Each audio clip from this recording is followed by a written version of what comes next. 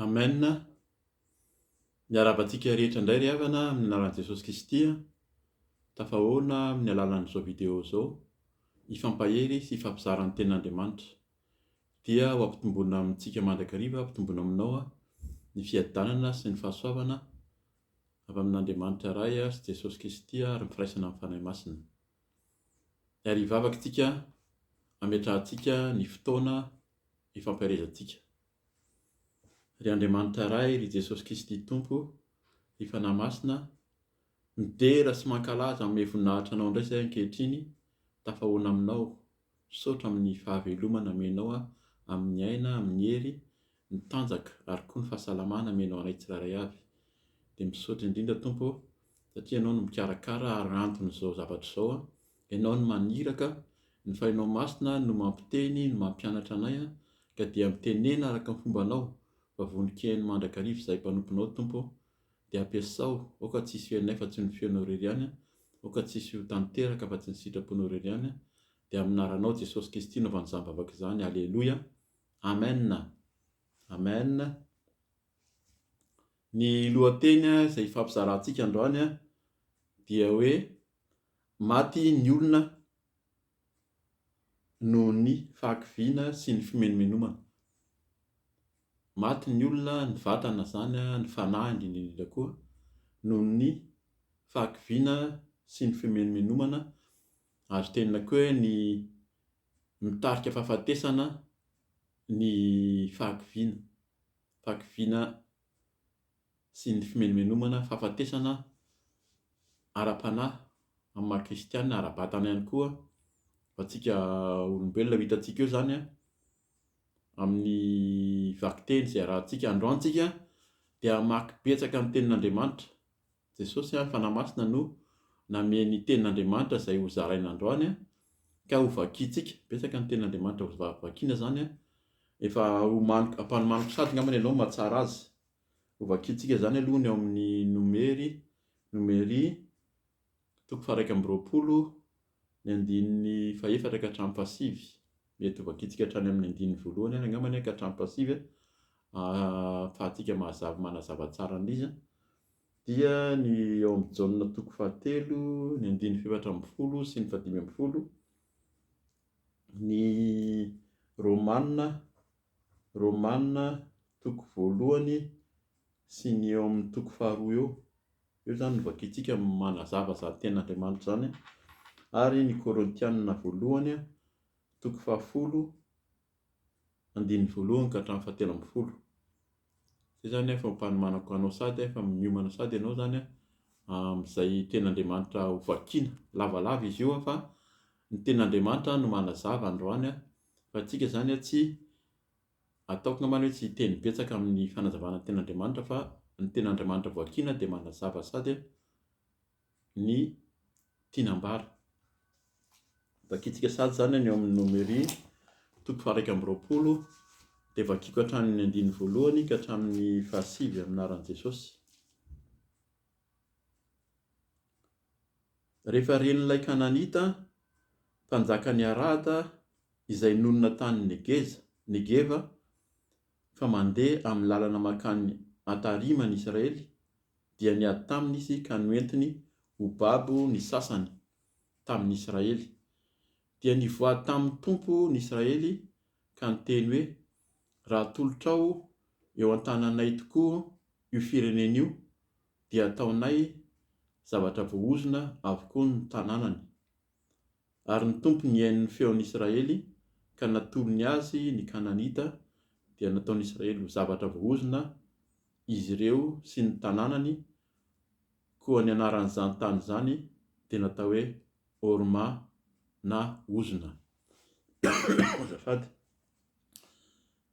Dia ny andininy faefatra amin'ny anaran'i Jesosy, niala tany an-tendrombohitra ora indray izy ireo, ka nihazo ny lalana makany amin'ny ranomasina mena anodidina ny tany Edoma. Dia kivy teny an-dalana ny olona, dia niteny nanome tsinan'Andriamanitra sy Mosesy izy hoe, nahoana no noentinao niakatra avy tany Ejipta ho faty aty an-tany efitra izahay azafady. Tsy misy mofo na rano aty, ary leo nytony mofo tsy izy itony izahay, ary ny tompo nampandeha menarana mandoro teny amin'ny olona, nanaikitra ny olona ireny ka nahafatesana be tamin'ny Israely. Dia nakeo amin'ny Mosesy ny olona ka niteny hoe efa nanota izahay fa ny teny nanohitra ny tompo sy ianao, hifony amin'ny tompo izahay mba hanesorany ny menarana hiala aminay.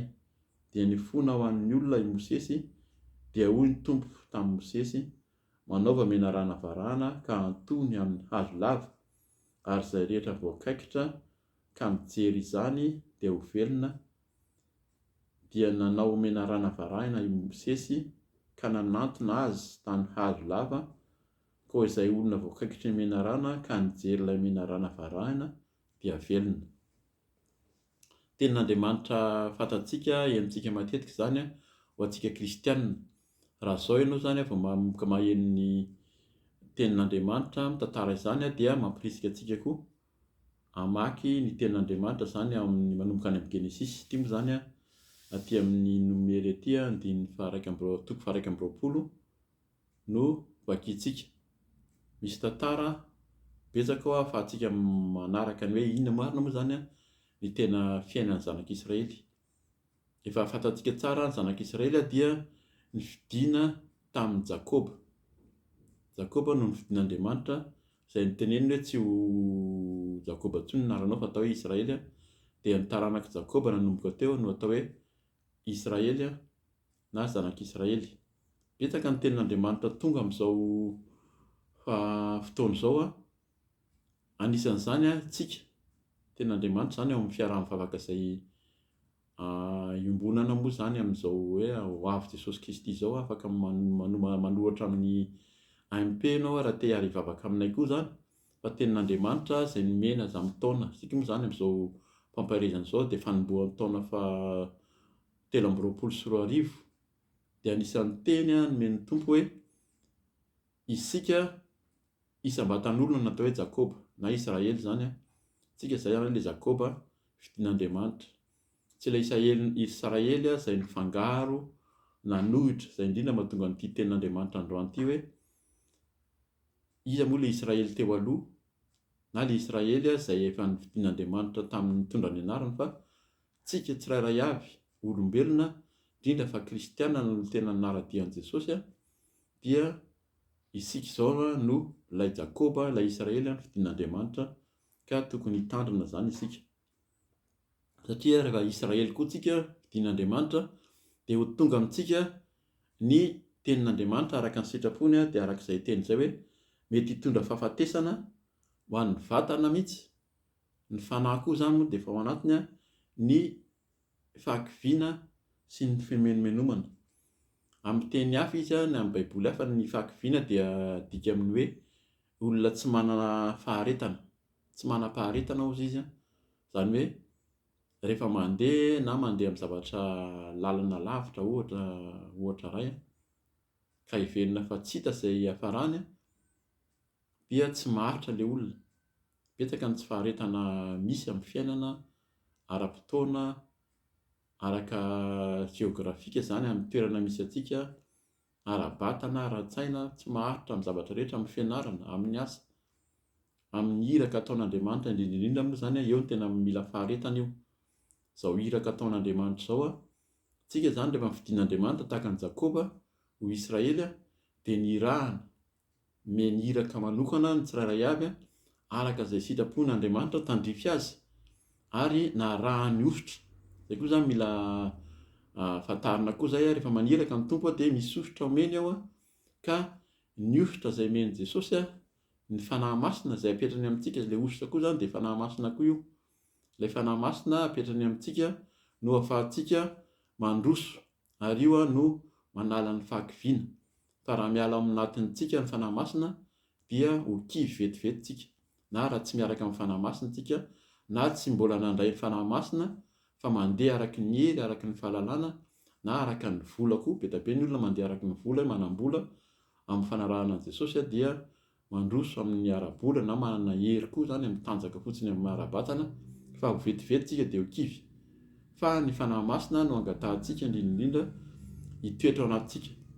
Dia arak'izany indrindra ny tenin'ny tompo izay apetrany amin'ny mpanompony amintsika tsirairay avy dia hoe zaho ao aminareo mandrakariva ao anatinareo sy eo aminareo, zany hoe ny fanahy masina io.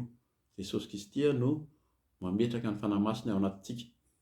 Ka dia zay zany efa fampidirana sady ny amin'ny hoe tandremo fa ny fahakiviana, ny tsy faharetana zany, ny tsy fananana faharetana sy ny fimenomenomana dia mitarika fahafatesana, mitondra fahafatesana ara-batana ara-panahy koa amin'ny fanarahana an'i Jesosy Kristy. Mampirisika antsika zany tsy manan-kivy. Raha zao ianao zany vao manomboka hoe manaraka amin'i Jesosy koa, te handray an'izany hoe Jesosy Kristy zany, dia Jesosy mihitsy ny teny hoe izay manaraka aho izy dia tsy maintsy hitondra ny hazo fijaliany dia mitovitovy. Iza manaraka an'i Jesosy dia mitovitovy amin'ny fomba ny iainan'i Jesosy. Fa raha tsy mifanaraka amin'izay ny fiainan'ilay olona izay manaraka an'i Jesosy Kristy dia mila mieritreritra ihany koa tsika zany hoe ao tokoa hoe Jesosy sa endrika ivelany ihany no fanarahantsika amin'ny tompo. Dia arak'izay teny zay zany no vakiako ihany ny andininy voalohany ka hatrany amin'ny fahatelo teo, ny amin'ny fahagagalana nataon'ny Andriamanitra rehefa mibebaka tamin'Andriamanitra ny Israely sy ny voady tamin'ny tompo hoe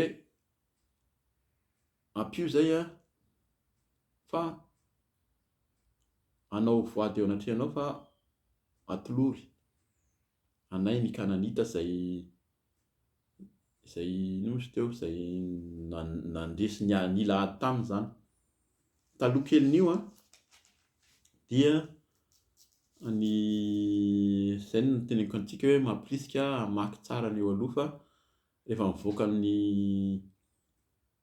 Ejipta nasain'Andriamanitra nivoaka tao Ejipta zany ny zanak'Israely dia nandeha teny amin'ny tany efitra, be da be mifagagalana nataon'Andriamanitra hatramin'ny voahany tao teny an-dalana, fa betsaka ny fimenomenomana fanoherana nataon'ny zanak'Israely fa tsy vakiantsika izany fa eto amin'ity le menarana varahany ity ihany izay no filazantsika azy, fa misy dikany hafa moa zany io raha ny tena miteny jiosy, fa izay no ampahafantarantsika anazy amin'ny mahazatra antsika. Dia taloha kelin'io dia nahafatesan'i Miriama anabavin'i Mosesy sy Arona rahalahiny. Zany hoe taty amin'ity fotoana ity zany efa Mosesy irery sisa no niaraka tamin'ny zanak'Israely.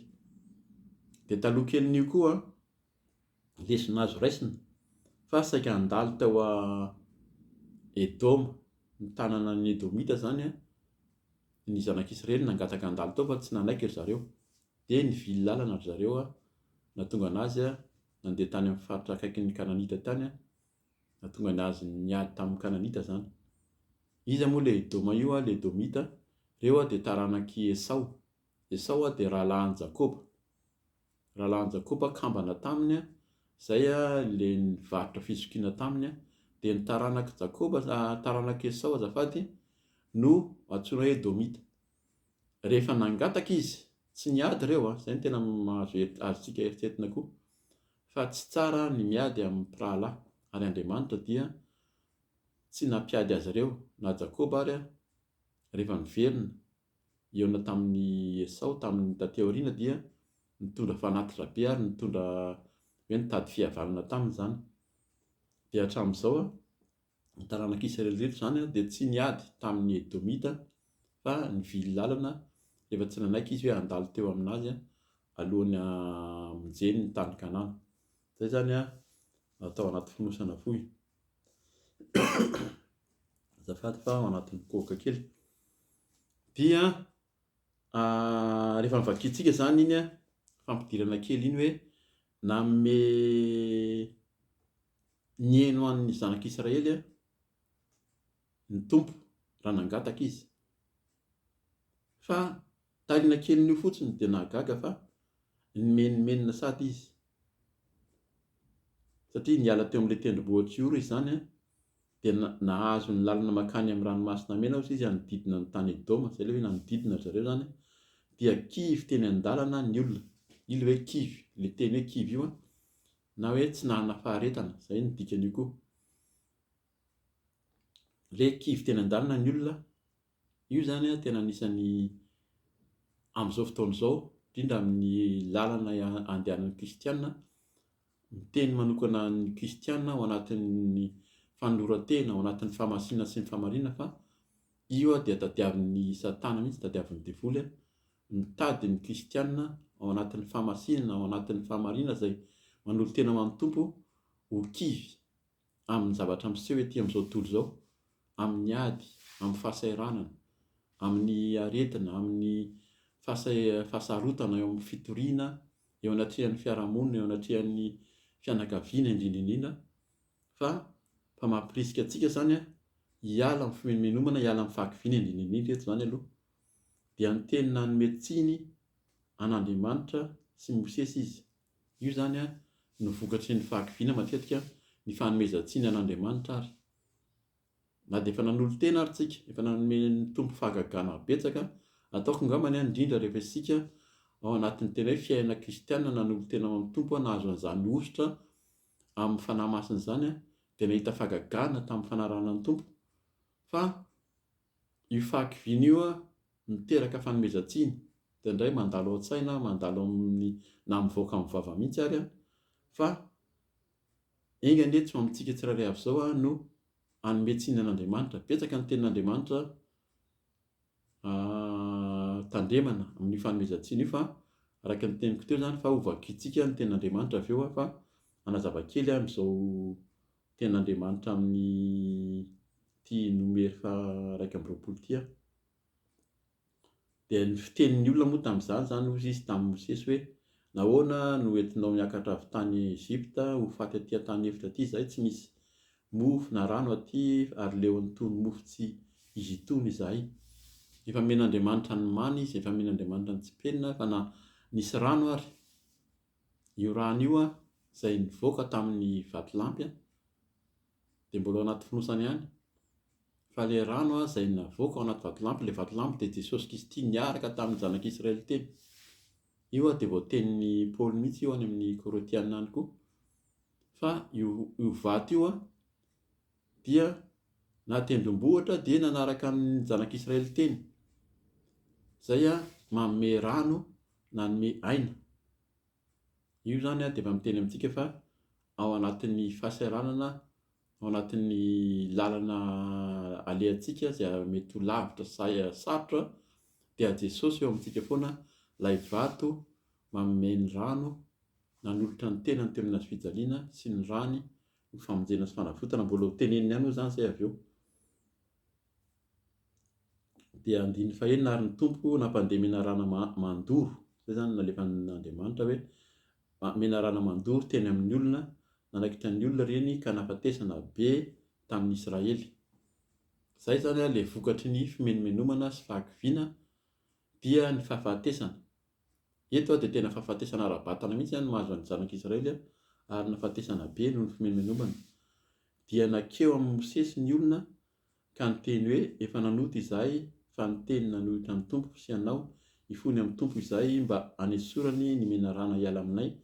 Dia nifona ho an'ny olona Mosesy, dia hoy ny tompo tamin'ny Mosesy, manaova menarana varahana ka antony amin'ny hazo lava ary izay rehetra voakaikitra ka mijery izany dia ho velona. Izay zany mbola ho hazavain'ny tenin'Andriamanitra avy eo izay vakiantsika moa zany ilay menarana varahana nahantony io fa Jesosy Kristy io izay natsangana teo amin'ny hazofijaliana, nanolotra ny ainy, izay mijery an'i Jesosy ary mino koa dia ho velona. Raha voakaikitra ny menarana zany reto zanak'Israely reto izay voakaikitra ihany koa, misy tsy menomenona tao izay tsy voakaikitra ny menarana, fa ny menomenona sy kivy no nikakery ny menarana, izay menarana mandoro na menarana afo koa ny filazana azy, izany hoe tena nahafatin'ny olona mihitsy. Fa tsy mijery an'ilay menarana amin'ny tany ianao izay manaikitra, izay ilay fahakiviana sy ny zavatra sarotra, fa mijery an'i Jesosy eo amin'ny hazofijaliana, mijery an'ilay menarana nahantona, tsy mieritreritra intsony zany ilay fahasaranana sy ny ady mafy ety amin'ny tany izay manaikitra sy mandoro, fa Jesosy Kristy ilay menarana varahana na antona no jerena.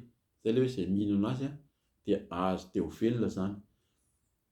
Dia andininy fahasivy amin'ny anaran'i Jesosy hoe dia nanao menarana varahana Mosesy ka nanatona azy tamin'ny hazo lava, ka izay olona voakaitry menarana ka nijery ilay menarana varahana dia velona. Izay zany fanazavana foiny amin'ny ten'Andriamanitra iny. Manomboka mamaky ny ten'Andriamanitra isika izay mifanaraka amin'izany atao hoe tandremo ny fahakiviana sy ny fimenomena fa mahafaty. Ny Jaona 3 aloha zany vakintsika izay manazava kely amin'ilay menarana varahana io. Vakintsika manomboka ny 1 io vakiko fotsiny aloha zany 4 sy 15 dia iverena kely fa izay ny tena horaisintsika.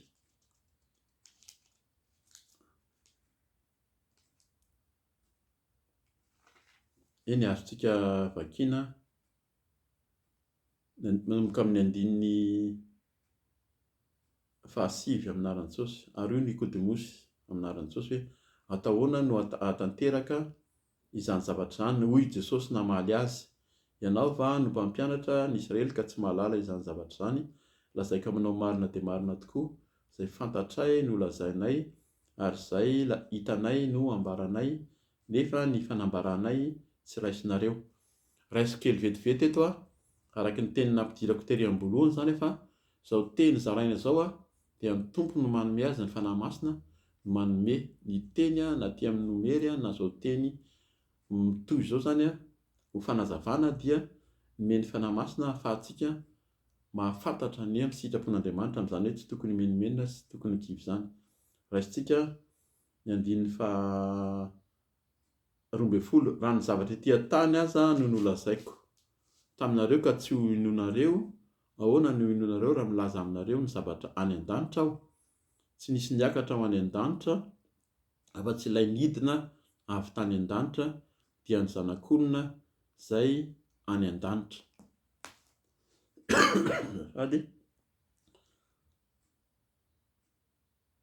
Tsy nisy niakatra ho any an-danitra fa tsy ilay nidina avy tany an-danitra dia ny zanak'olona izay any an-danitra.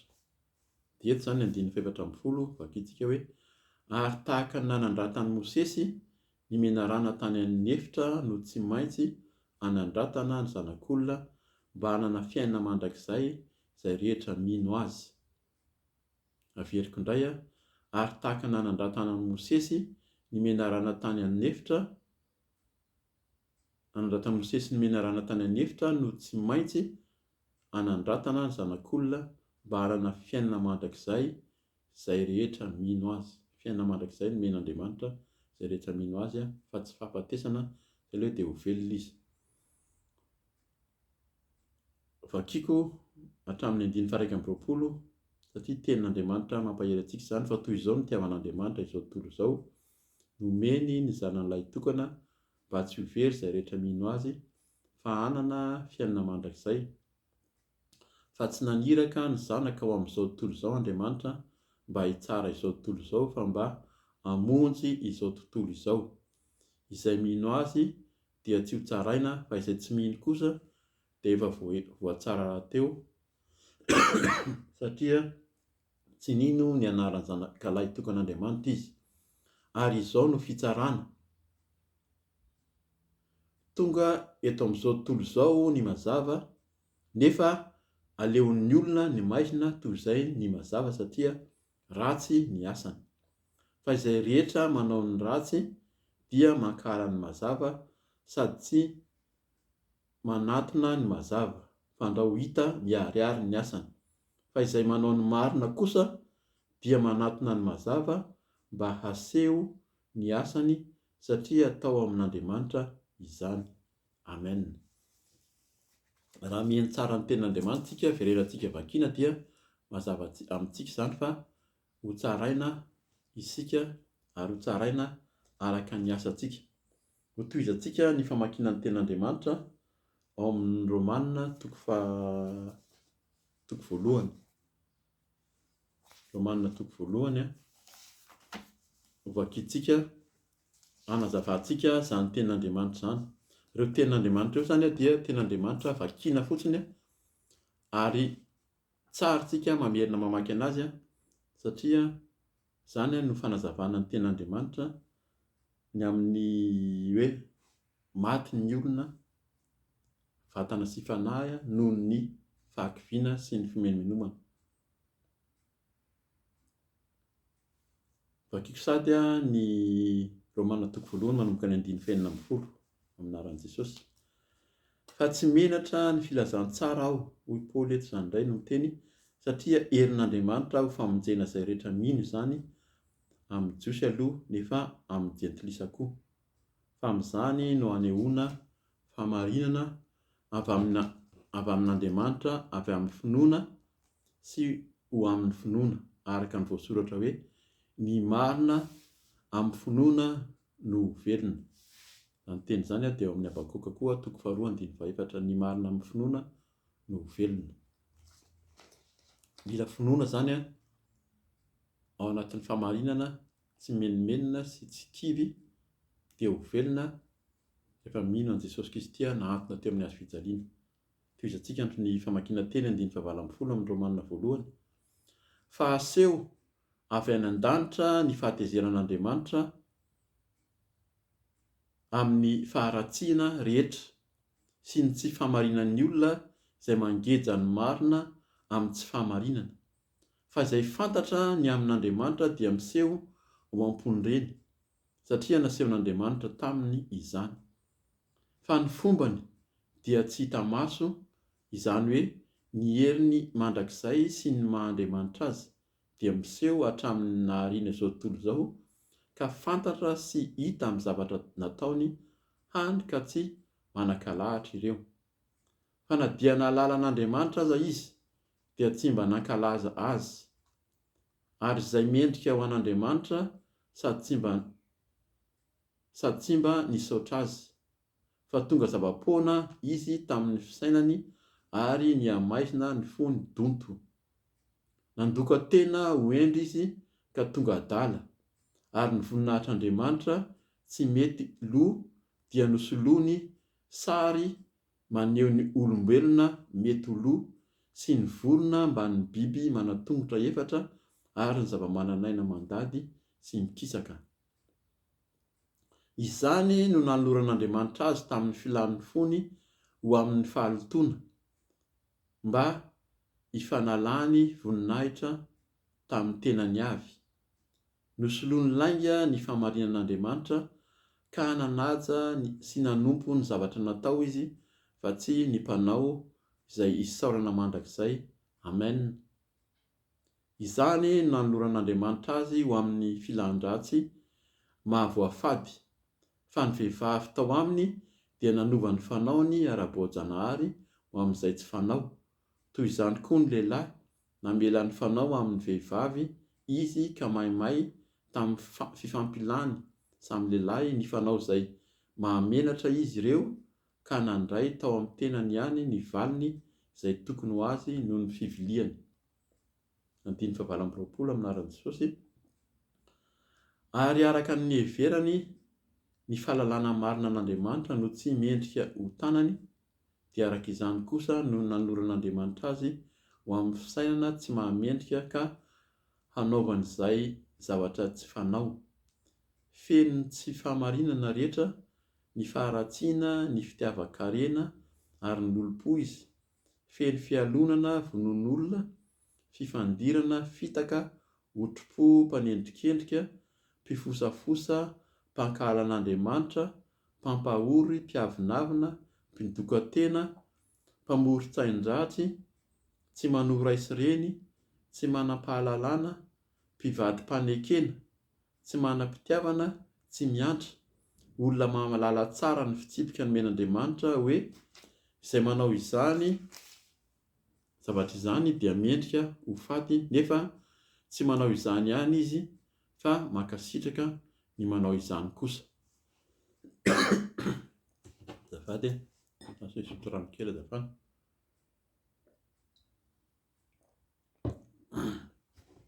Dia toy izantsika ny amin'ny Romanina eo amin'ny toko faharosany ny andiny voalohany aminaran'i Jesosy. Eto amin'ny soramandry amin'ny anahako eto dia miteny mihitsy izy hoe ny fitsarana marina ataon'Andriamanitra. Eto zany tsika dia tokony heritreritra ny fitsarana ataon'Andriamanitra izay nataony tamin'ny zanak'Israely koa. Koa amin'izany dia tsy manan-kahalahatra ianao ry olona, na iza ianao no mitsara, fa izay hitsaranao ny sasany no anameloanao ny tenanao koa. Fa ianao izay mitsara aza dia mba manao izany ihany koa. Nefa fantatsika fa ny fitsaran'Andriamanitra dia araka ny marina amin'izay manao toy izany. Ary ianao ry olona izay mitsara ny manao izany kanefa manao izany koa ny tenanao, moa heverinao va fa ho afa-mandositra ny fitsaran'Andriamanitra ianao?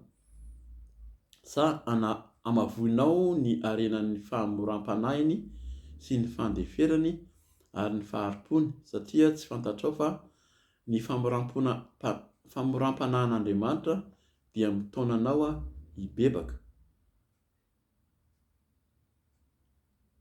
Satria tsy fantatrao fa ny famoram-panahin'Andriamanitra dia mitaonanao hibebaka, fanontaniana moa zany napetrana eto, fa ny ditranao sy ny fonao tsy mibebaka no iraketanao fahatezerana ho anao amin'ny andro fahatezerana sy fampisehoana ny fitsarana marina ataon'Andriamanitra, izay hamaly ny olona rehetra araka ny asany avy. Ny fitsarana marina ataon'Andriamanitra hozy izy andiny fahenina, izay hamaly ny olona rehetra araka ny asany avy. Andiny fafito, fiainana mandrakizay no an'izay maharitra manao soa mandrakariva ka mitady voninahitra sy laza ary tsy fahafatesana. Fahavinirana sy fahatezerana kosa no an'izay mitady ny ho an'ny tenany ihany sady manohitra ny marina ka manaraka ny tsy marina. Fahoriana sy tebiteby ho an'ny olona rehetra izay manao ratsy amin'ny jiosy aloha nefa amin'ny jentilisa koa. Voninahitra sy laza ary fiadanana kosa no ho an'ny olona rehetra izay manao ny tsara amin'ny jiosy aloha dia amin'ny jentilisa koa, fa tsy misy fizahan-taban'olona amin'Andriamanitra. Eto zany manazava kely amin'ny jiosy aloha, amin'ny jentilisa koa, efa nitenitery aloha tsika fa tsika rehetra dia nividian'Andriamanitra ho tahaka ny Jakoba ka dia nataony ho Israely. Eto zany amin'ny hafany dia nanoro ry Paoly fa tsisy intsony ny jentilisa sy ny jiosy fa mitovy izay rehetra miaraka amin'Andriamanitra. Eto ary moa zany dia naveriny fa tsy misy fizahan-tavan'olona amin'Andriamanitra. Ary io tsisy fizahan-tavan'olona io dia tahaka izany nanomezan'Andriamanitra ny fanahy masina. Araka ilay teny teo koa zany vakintsika teo aloha teo tamin'ny Jaona hoe fa toy izao ny tiavan'Andriamanitra izao tontolo izao. Tsy niteny mihitsy izy hoe jiosy aloha izay vao jentilisa, fa izao tontolo izao dia nomeny ny zanany lahy tokana mba tsy ho very izay rehetra mino azy, fa hanana fiainana mandrakizay dia ho velona koa raha mijery zany tsika. Andiny faharoa ambin'ny folo. Fa izay nanota tsy nanana ny lalàna dia ho very tsy manana ny lalàna, ary izay nanota nanana ny lalàna kosa dia ho tsaraina araka ny lalàna. Satria tsy ny mpandre ny lalàna no marina eo anatrehan'Andriamanitra, fa ny mpankatoa ny lalàna no hamarinina. Tsy ny mandre ny tenin'Andriamanitra fotsiny zany no hamarinina, fa ny mankatoa araka ny tenin'i Jesosy izay tia aho izy dia mankatoa sy mitandrina ny didiko. Fa na oviana na oviana ireo jentilisa tsy manana ny lalàna ireo no misy manao izay nandidiany lalàna araka ny nahampony, na dia tsy manana ny lalàna azy ireo dia manana ny lalàna ny tenany ihany, fa ireo dia maneho ny asan'ny lalàna ho voasoratra ao am-pony, sady ny fieritreretany rahateo no vavolombelona, ary ny fisainany dia mifampiampanga ka mifanafaka ihany koa. Izany no hiseho amin'ny andro izay hitsaran'Andriamanitra ny zavatra takona ataon'ny olona araka ny filatsahany tsara toriko amin'ny alalan'i Jesosy Kristy. Izay moa zany tsika dia mitoro filazany tsara amin'ny alalan'i Jesosy Kristy tahaka ny Paoly, fa raha izao ianao vao mahay ny tenin'Andriamanitra dia tahaka an'ilay jentilisa koa izay tononon'ny Paoly eto, fa ahazo tombony sy tambony araka ny fankataovana ny tenin'Andriamanitra. Raha manaiky ny tenin'Andriamanitra koa tsika dia andray tahaka ny zanak'Israely, dia araka ilay teny teo tahaka ny fidianana ny Jakoba ho Israely noho ny fidianana antsika tsiraray ho zanak'Israely koa.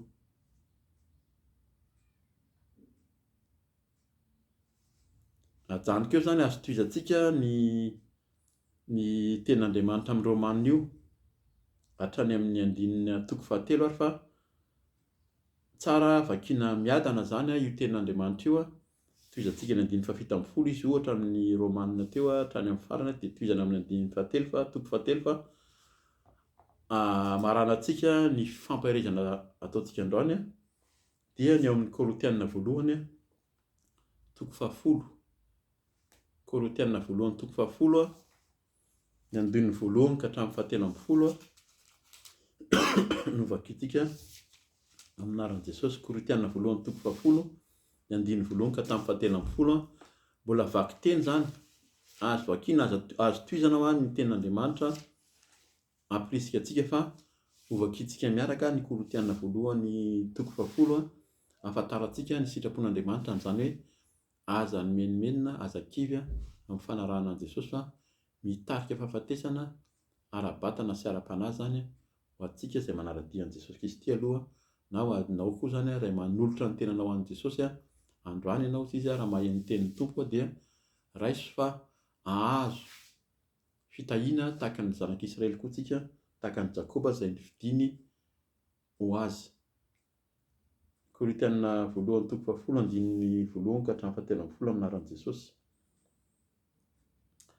Fa tiako tsy ho fantatrareo ry rahalahy, fa tao ambanin'ny rahona ny razantsika rehetra, namakivaky ny ranomasina izy rehetra, natao batisa ao amin'ny Mosesy tao amin'ny rahona sy ny ranomasina izy rehetra, nihinana ny sakafo ara-panahy iray ihany izy rehetra, nisotro sy ny fisotro ara-panahy iray ihany izy rehetra, fa nisotro tamin'ny vatolampy ara-panahy izay nanaraka azy izy rehetra, ary Kristy izany vatolampy izany. Izay ilay nazavaintsika tery aloha, fa Kristy dia ilay vatolampy niaraka nanaraka ny Israely tamin'ny alehany rehetra tamin'ny voahany tany Ejipta. Dia inona ny teneniny eto? Averiko tsara izy 9:4 amin'ny anaran'i Jesosy. Nisotro ny fisotro ara-panahy iray ihany izy rehetra, fa nisotro tamin'ny vatolampy ara-panahy izay nanaraka azy izy rehetra, ary Kristy izany vatolampy izany. Nefa ny ankabeazany dia tsy sitrak'Andriamanitra, fa naringana tany anefitra. Eo zany mampieritreritra antsika fa zaraky ny lohateny izay noraisintsika dia mila mieritreritsika amin'ny fahakiviana sy ny fimenomenomana. Tizako amin'ny anaran'i Jesosy ny 9:1. Izany zavatra izany dia tonga anatra ho antsika mba tsy hitsiriritra zava-dratsy isika toy ny tsiritan'izy ireny. Aoka tsy ho mpanompo sampy ianareo tahaka ny sasany tamin-dry zareo, araka ny voasoratra hoe, nipetraka hihinana sy hisotro ny olona dia nitsangana hilalao. Aoka tsy hijangajanga isika tahaka ny sasany tamin-dry zareo, ka 3:04 no ringana indray andro. Aoka tsy haka fanahy ny Tompo isika tahaka ny nakany sasany amin'dry zareo fanahy azy, ka nahatonga azy ireny ho matin'ny menarana. Aoka tsy monomonina ianareo tahaka ny sasany tamin-dry zareo izay matin'ny mpandringana, ary izany dia nanjoa azy ireny mba ho anatra sady voasoratra koa ho fananarana antsika izay hiaran'izao andro faran'izao. Koa izay milaza azy fa efa mijoro tsara, dia aoka izy hitandrina fandrao ho lavo. Eto zany dia mbola miteny koa ny ten'Andriamanitra fa izao no andro farany. Andro farany hozy izy izao.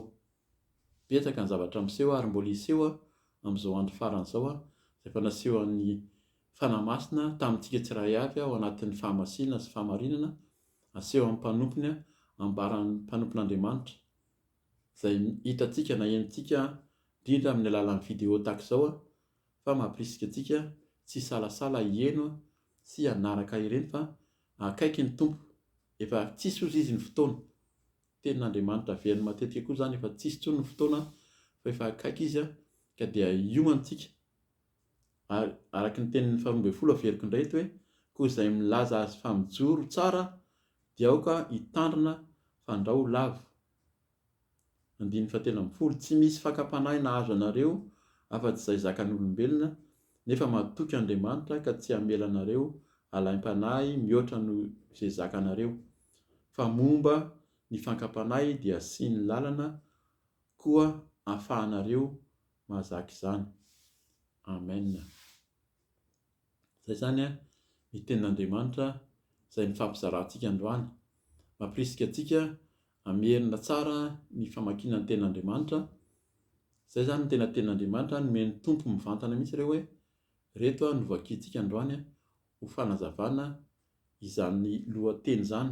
Nomeny ny lohateny hoe tandremo fa mahafaty ny vatana sy ny fanahy, ny fahakiviana sy ny fimenomenomana. Dia maharitra hatramin'ny farany ry havana ary ny fampitsotro ambavaka tsika mba haharitra hiara-hiditra eo amin'ny fanjakan'Andriamanitra any an-danitra, araka ny teny teo fa fanjakan'Andriamanitra, fanjakan'i Jesosy dia any an-danitra. Ka dia manao velomanao amin'ny anaran'i Jesosy raha mbola tsy tonga moa ny tompo izany dia mbola hiverina hifampizara toy izao tsika. Alleluia. Amen.